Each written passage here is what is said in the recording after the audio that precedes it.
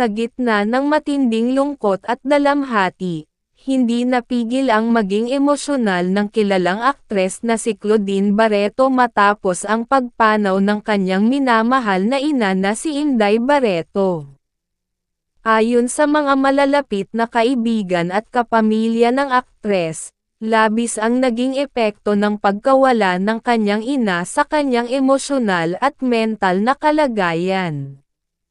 Ayon sa mga ulat, si Claudine ay kilala bilang isa sa mga anak na pinakamalapit kay Inday Barreto.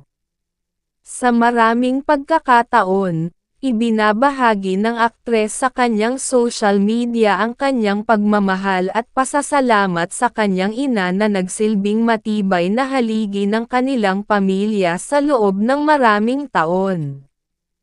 Si Inday Barreto ay kilala bilang mapagmahal, matatag, at palaging sumusuporta sa kanyang mga anak lalo na sa kanilang showbiz careers. Base sa mga pahayag ng mga taong malapit kay Claudine, halos hindi raw ito makapaniwala sa biglaang pangyayari.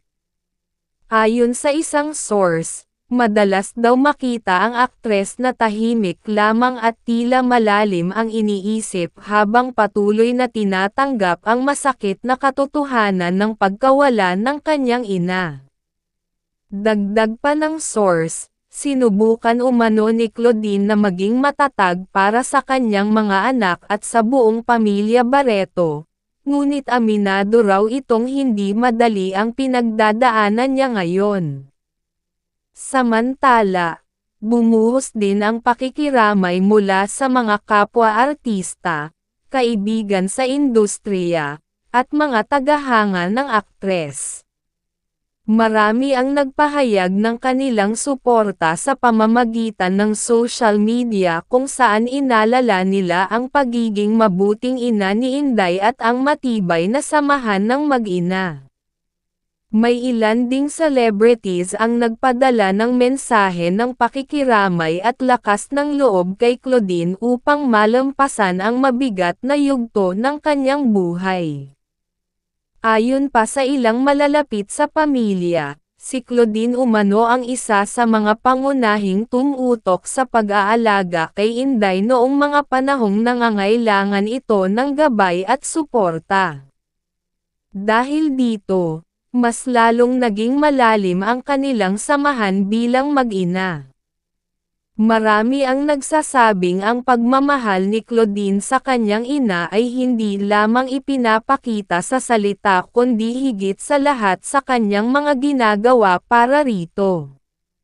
Sa kasalukuyan, patuloy na nakatutok ang aktres sa paglalaan ng oras sa kanyang pamilya habang unti-unting tinatanggap ang masakit na pangyayari.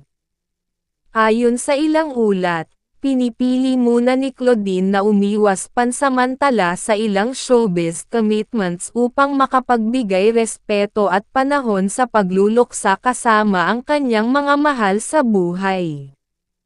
Patuloy namang nananalangin ang mga tagahanga at kaibigan ng aktres para sa kanyang lakas at katatagan sa pagharap sa panibagong hamon ng kanyang buhay.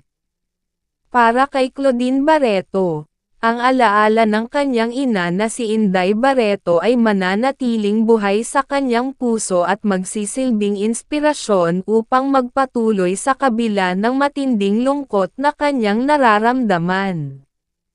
Lubos ang dalamhatang bumalot sa kilalang aktres na si Claudine Barreto matapos ang pagpanaw ng kanyang ina na si Inday Barreto, at ayon sa mga taong malapit sa kanya, umabot umano sa puntong tila nawawala na ito sa kanyang sarili dahil sa matinding sakit na kanyang nararamdaman. Batay sa mga impormasyong lumalabas mula sa mga malalapit sa pamilya, hindi umano inaasahan ni Claudine ang biglaang pagkawala ng kanyang ina, dahilan upang tuluyang mabigla at masaktan ang aktres. Kilala si Inday bilang sandigan ni Claudine sa halos lahat ng yugto ng kanyang buhay, mula sa kanyang pagsisimula sa showbiz hanggang sa mga personal na pagsubok na kanyang hinarap. Ayon sa isang source na malapit sa pamilya, ilang araw matapos ang pagpanaw ni Inday, kapansin-pansin umano ang matinding pagbabago sa kilos at emosyon ni Claudine. Madalas daw itong mapatunganga, tahimik, at tila malayo ang tingin habang nakaupo lamang sa isang sulok ng kanilang tahanan. May mga pagkakataon pa raw na paulit-ulit nitong binabanggit ang pangalan ng kanyang ina, na para bang umaasang sasagot pa ito sa kanya. Dagdag pa ng source, may mga sandali raw na hindi na halos makausap ng maayos ang A.